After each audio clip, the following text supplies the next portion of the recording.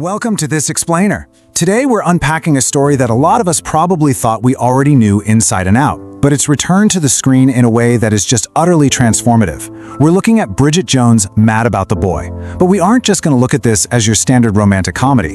Instead, we're going to explore this 124-minute film as a stunning, incredibly mature movie essay.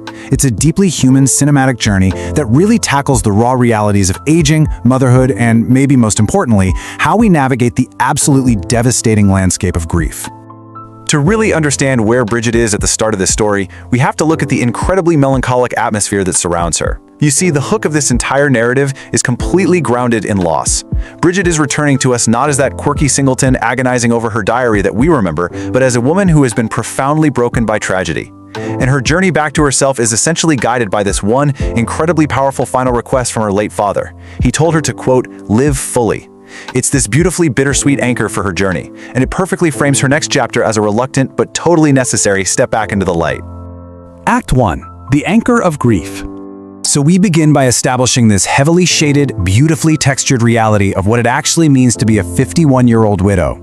The film deliberately strips away the typical slapstick comedy of the early 2000s, and it replaces it with a surprisingly melancholic tone that grounds the character in real-world stakes.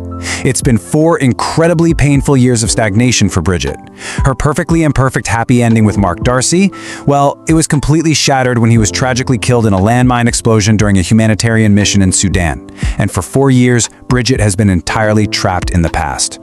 Mark basically acts as a lingering ghost in her life. We see this really culminating at the incredibly awkward 4-year memorial dinner, where Bridget is just suffocated by the pressure from everyone around her who are expecting her to just, move on. And this brilliantly illustrates the messy, poignant reality of her day-to-day grief. She is a single mother who is entirely overwhelmed. She's hiding away from the world in her iconic penguin pajamas, drinking wine to numb the pain, and trying to raise 4-year-old Mabel. But honestly, perhaps the most heartbreaking detail here is her 9-year-old son, Billy. Billy is absolutely terrified that he's going to forget his father, and the weight of being the sole emotional pillar for a grieving child, that keeps Bridget firmly stuck in her own despair. To visually represent this heavy emotional anchor, the film gives us a hauntingly poetic piece of symbolism.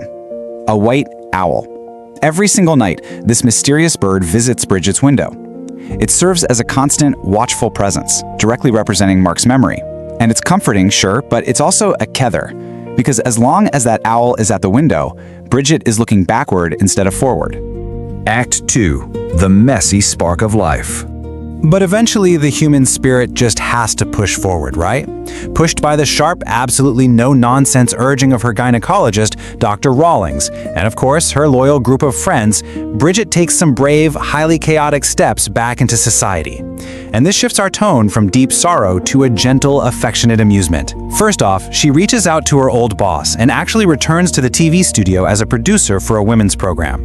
Second, under the aggressive encouragement of her friends, she downloads Tinder, which plunges a 51-year-old widow into the wild, totally unpredictable world of modern dating apps.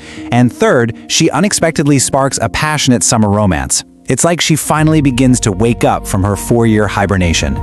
The film impartially contrasts the two men who kind of define this rebirth for her.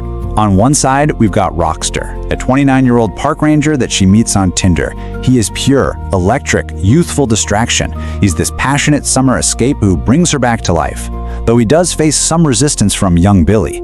But then on the other side, we have Mr. Wallaker, who is Billy's strict, stubborn, and somewhat dry science teacher. But Wallaker offers something entirely different. He offers a grounded, mature stability. He's actually the one who gently reassures Billy during a field trip that his father will never truly disappear from his heart. Now, amidst all of this romantic confusion, the film perfectly injects that signature bittersweet British humor. Hugh Grant makes a return as Daniel Cleaver, but he isn't the same invincible playboy anymore. Now he's an aging man who just survived a heart attack and is actively grappling with immense loneliness. Seeing an older Daniel Cleaver stepping in to teach young Billy how to mix a highly questionable dirty bitch cocktail is literally a masterclass in adding much-needed warmth and hilarity to a deeply melancholic tone. It's really funny, but it's firmly rooted in a very real sense of aging and the importance of chosen family. The flawless execution of this balance between the sharp comedy and the really deep sorrow is exactly why the film achieves such incredible acclaim. It boasts an 89% from critics and a strong 75% audience approval score. Critics heavily praised director Michael Morris for taking the 2013 source novel and deliberately toning down some of the more forced slapstick elements. Instead, he opted for a highly mature, beautifully romantic sequel that quite literally grows up alongside its audience. Act 3. The Quiet Acceptance. So this is where all of this tension, grief, and new romantic energy comes to a massive emotional climax. And Bridget's incredible journey toward healing really crystallizes here. The defining moment of her internal growth actually happens when Roxster, the 29-year-old, suddenly ghosts her after she makes a joke about a time machine. But instead of spiraling into a classic, chaotic Bridget Jones meltdown, we see incredible emotional maturity. When Roxster eventually shows up at her TV studio to apologize, and he promises to commit to her and the kids, Bridget looks at the situation with total clarity. She realizes the vast gap between their lives, and very gently, very gracefully, declines his offer. She realizes she doesn't need to cling to a fantasy to survive anymore. Right after this, we get what is easily one of the most deeply moving scenes in the entire film. On Mark's birthday, Bridget and her 2 children go outside and release balloons into the sky, and they're carrying messages to their late father and husband. It is a stunning visual metaphor.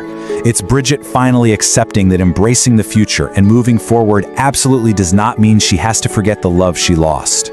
And that crucial point is exactly how the movie sets up its heartwarming climax at the school's winter show. Young Billy bravely takes the stage to sing "I Do Anything to Honor His Father," which beautifully shows his own personal journey of healing. And in this incredibly vulnerable, emotionally charged atmosphere, Mr. Wallaker steps forward. Using the flawless logic of a true science teacher, he brilliantly uses physics to confess his inevitable pull toward Bridget. He compares his attraction to her to Newton's third law, equal and opposite. It's wonderfully geeky, it's deeply romantic, and it feels entirely grounded in who he is. And this paints the final cinematic picture for us. Fast forward a year later, and it's New Year's Eve. Bridget is surrounded by her children, her lifelong friends, an older and much wiser Daniel Cleaver, and of course, Mr. Wallaker. As everyone is sleeping, we see the white owl outside her window one last time. But this time, it finally takes flight into the winter night. It is the ultimate symbol. Mark is at peace, and Bridget is finally ready to anchor herself in a new, mature love. 24. That is the number of years Renée Zellweger has carried this iconic character on screen. In just 124 minutes, this masterpiece manages to bring 24 years of cinematic history to a triumphant, deeply human close. Zellweger's performance keeps all of that natural clumsiness that we completely love, but she layers it with the quiet dignity of a mother who has walked through the fire of unimaginable loss. Which leaves us with this final, lingering thought. Because, this story isn't just about who a woman ends up dating at the end of a movie. It poses a profound question for all of us. How do we find the courage to embrace new chapters while still carrying the ghosts of our past? Bridget Jones' Mad About the Boy tells us that we have the enduring right to seek happiness even after the darkest nights. I really hope this explainer gives you a beautiful new lens through which to view this amazing cinematic story.